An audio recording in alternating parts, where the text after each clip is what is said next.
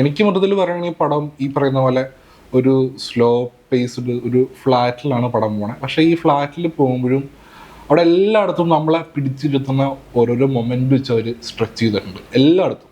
അതായത് ഇപ്പോൾ നമ്മൾ ECGയുടെ വൈബ്രേഷൻ പോലെ അതുപോലെ എനിക്ക് തോന്നിയത് സംഭവം വലിയ ഹൈ മൊമെന്റ്സോ വലിയ കാര്യങ്ങളൊന്നും ഇല്ലെങ്കിൽ പോലും ആ പടമായിട്ട് നമ്മളെ അറ്റാച്ച് ചെയ്ത് നിർത്താൻ പാകത്തിന് അടിപൊളിയായിട്ടാണ് അത് നമുക്ക് ലാഗ് ഒന്നും ഫീൽ ചെയ്യാതെ നൈസായിട്ട് ഓരോ ഇതിലും നമുക്ക് എന്തെങ്കിലുമൊക്കെ തുറന്ന് ഒരു പുസ്തകം തുറക്കുന്ന പോലെ ഓരോ പേജ് മറക്കുമ്പോഴും ഓരോ കാര്യങ്ങൾ റിവീലായി ഒരുപാട്.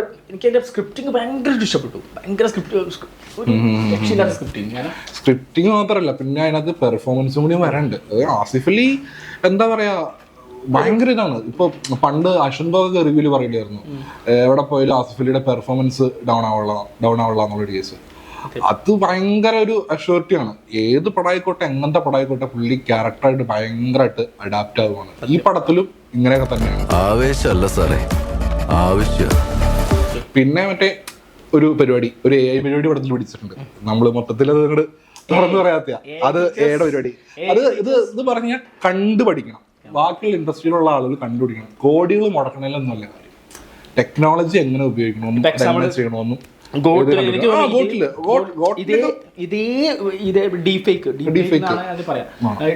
ഇതേ സാധനം തന്നെയാണ് എനിക്ക് തോന്നുന്നു ഗോട്ടില്. പൈസ കൂടണേലൊന്നും വലിയ കാര്യമൊന്നുമില്ല ഈ പറയുന്ന പോലെ. ഇത് മാന്യമായിട്ട് ടെക്നിക്ക് വെച്ച് ചെയ്യാന്നുള്ള പരിപാടിയാണ്. അതില് ജോഫിന്റെ ടെക്നീഷ്യൻസും ഭയങ്കര റിയലിസ്റ്റിക് ആയിട്ട് അല്ലെങ്കിൽ നമുക്ക് സിങ്ക് ആയിട്ട്. കാരണം മമ്മൂട്ടിന്റെ ബോഡി ലാംഗ്വേജ് കാണുമ്പോൾ ആ എണീറ്റ് പോകുന്ന ഒരു സീനുണ്ട്. ആ സീനിൽ സത്യം പറഞ്ഞാൽ ഒരു ലോങ് ഷോട്ട് ആണെങ്കിലും ആ എണീറ്റ് പോകുന്ന ആ ബോഡി ലാംഗ്വേജ് കണ്ടാൽ മമ്മൂട്ടി ആണെന്നേ പറയുള്ളൂ. അത് ആരാണ് അത്രത്തോളം പെർഫെക്ഷൻ ആയിട്ടാണ് ആ സീനൊക്കെ അവര് അഡാപ്റ്റ് ചെയ്ത്. മമ്മൂട്ടി വന്ന് ഇരിക്കുമ്പോൾ ഒരു ഷോട്ട് ഉണ്ടല്ലോ, മമ്മൂട്ടി ഇങ്ങനെ ഇരിക്കുമ്പോൾ കൈ ഇങ്ങനെ വെക്കുന്ന ഷോട്ട് ഉണ്ട്. പക്ഷെ ആ കയ്യിൽ മമ്മൂട്ടിന്റെ വിരൽ കണ്ട ശ്രദ്ധിച്ചിട്ടുണ്ടോ? ഈ ഒരു വിരലിന് ചെറിയ മടക്കുണ്ടാവും. ഇടത്തെ കൈന്റെ ഈ ഒരു വിരലിൽ ഒരു ചെറിയൊരു മടങ്ങ്. ആ ഒരു മടങ്ങിൽ വരെ അതില് ഞാൻ ഫസ്റ്റ് കണ്ടപ്പോൾ ശരിക്കും മമ്മൂട്ടി ആണോ? എനിക്കും ആ ഡൗട്ട് ഉണ്ടായിരുന്നു. ഞാൻ ഈ പറയണ പോലെ ഇപ്പൊ നമ്മൾ പടം കാണുന്നതിന് മുന്നേ AI ആയിരിക്കും എന്നൊക്കെ പറഞ്ഞിട്ടുണ്ടെങ്കിലും പിന്നെ ഇന്നലെ പറഞ്ഞു മമ്മൂക്ക ഉണ്ടാവോ ഇല്ലയോ എന്നുള്ളതൊന്നും പറയാൻ പറ്റില്ല. അപ്പൊ നമ്മുടെ വിചാരം ഈ ബാക്ക് ഷോട്ട് ഒക്കെ കാണുമ്പോൾ മമ്മൂക്ക ആയിരിക്കും എന്നുള്ളൊരു, പ്രത്യേകിച്ച് ആസിഫ് അലിയുടെ പടം, ജോഫിന്റെ പടം, ആദ്യത്തെ പ്രീസ്റ്റൊക്കെ മമ്മൂക്കയുടെ പടമാണല്ലോ. അപ്പൊ നമ്മുടെ പ്രതീക്ഷ എന്താണ്? മമ്മൂക്ക ഉണ്ട്. ആ ഈ ഒരു സീൻ ഈ സാധനങ്ങളൊക്കെ കേൾക്കുമ്പോൾ മമ്മൂക്ക യഥാർത്ഥ മമ്മൂക്ക ഉണ്ടെന്നുള്ള സെറ്റപ്പിലാണ് ഞാൻ വിചാരിച്ചത്. പിന്നെ ഈ ഒരു സാധനം കണ്ടപ്പോഴാണ് ശരിക്കും എന്റെ മൈൻഡ് ബ്ലോ ഔട്ടായി. അതുപോലെയാണ് പരിപാടി ചെയ്തത്. ആ ഒരു സീനെ കണ്ടപ്പോൾ ഫസ്റ്റ് മമ്മൂട്ടിന്റെ ഫേസ് റിവീൽ ആയ ഷോട്ട് കണ്ടപ്പോൾ വാ ആ ഒരു. പിന്നെ പടത്തിന്റെ മൊത്തത്തിലുള്ള എല്ലാ പരിപാടി ഇതുപോലുള്ള ടെക്നിക്കൽ. ഇപ്പോ ബാക്ക്ഗ്രൗണ്ട് മ്യൂസിക് ആരായിരുന്നു? മുജീബ് എന്ന് പറഞ്ഞ ഏതൊരു, ഞാൻ അങ്ങനെ ഒരുപാട് കേട്ടിട്ടില്ല, പക്ഷെ കിടിലം പരിപാടിയാണ്. മലയാളത്തിലുള്ള ആൾക്കാരൊക്കെ പരിപാടി കിടലുണ്ടായി. ഞാൻ ഈ പടം കണ്ടപ്പോൾ ശരിക്കും നടന്നൊരു കഥയാണോ എന്ന് വരെ സംശയിക്കാം. അത്രയ്ക്ക് കാര്യം ചെയ്യാം. 2023 കഥ പറയുമ്പോൾ അത്രത്തോളം ബ്ലെൻഡ് ആയിട്ട് ചെയ്യാം. 85 23 അത്രത്തോളം അവർ ബ്ലെൻഡ് ആയിട്ട് എടുത്തിട്ടുണ്ട്. പഴയ കാലഘട്ടം ആയിക്കോട്ടെ പുതിയ കാലഘട്ടം ആയിക്കോട്ടെ എല്ലാം. ഇതിൽ മെയിൻ ആയിട്ട് പറയുന്നത് ഈ ജൂനിയർ ആർട്ടിസ്റ്റുകൾ ഉണ്ടാവല്ലോ, അതുണ്ട്. ആ ജൂനിയർ ആർട്ടിസ്റ്റിന്റെ ഒരു സഫറിങ് ചെയ്യുന്ന ഇതൊക്കെ പറയുമ്പോഴും വളരെ ചുരുങ്ങിയ മൊമെന്റ്സിൽ ഇത് ഫുള്ള് പറഞ്ഞ് വിടുന്നുണ്ട് കഥ. അത് സിനിമയ്ക്ക് ആവശ്യമാണോ വെച്ചാൽ ആവശ്യമാണ്, എന്നാൽ ഇതും കൂടി ഉൾപ്പെടുത്തിയിട്ട് അവർ ഭയങ്കരമായിട്ട് അത് അറ്റാച്ച് ചെയ്ത് വിടുന്നുണ്ട്. അനശ്വരയുടെ നല്ല റോളാണ്. അനശ്വര നേരിന് ശേഷം ഒരു വിന്നിംഗ് സ്ട്രീക്ക് ആണ് അനശ്വരയ്ക്ക്. അടിപൊളിയായിട്ടുണ്ട് അനശ്വര മാത്രമല്ല പടത്തിൽ വന്നേക്കണ എല്ലാവരും അത്യാവശ്യം നല്ലൊരു പെർഫോമൻസ് ആസ്വദിക്കും. അത് ജഗദീഷ് അടിപൊളിയായിട്ടില്ല.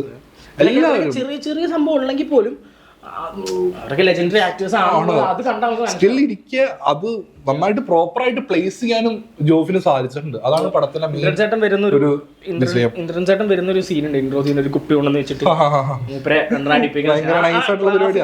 ഗ്ലാസ് ഒക്കെ എടുത്ത് അതിൽ സാധനം ഒഴിച്ച് അടിക്കുന്ന ഒരു സീക്വൻസ് കണ്ടറിയാം നമുക്ക്. പെർഫെക്ഷൻ എല്ലാത്തിലും അവര് കീപ്പ് ചെയ്തിട്ടുണ്ട് പടത്തിലെ മൊത്തത്തിൽ. എന്താണെങ്കിലും ഏത് പാർട്ടാണെങ്കിലും സിംഗിൾ പാർട്ട് എടുത്ത് നോക്കുകയാണെങ്കിലും പടം എനിക്ക് പേഴ്സണലി ഭയങ്കരമായിട്ട് ഇഷ്ടപ്പെട്ടു സിനിമ.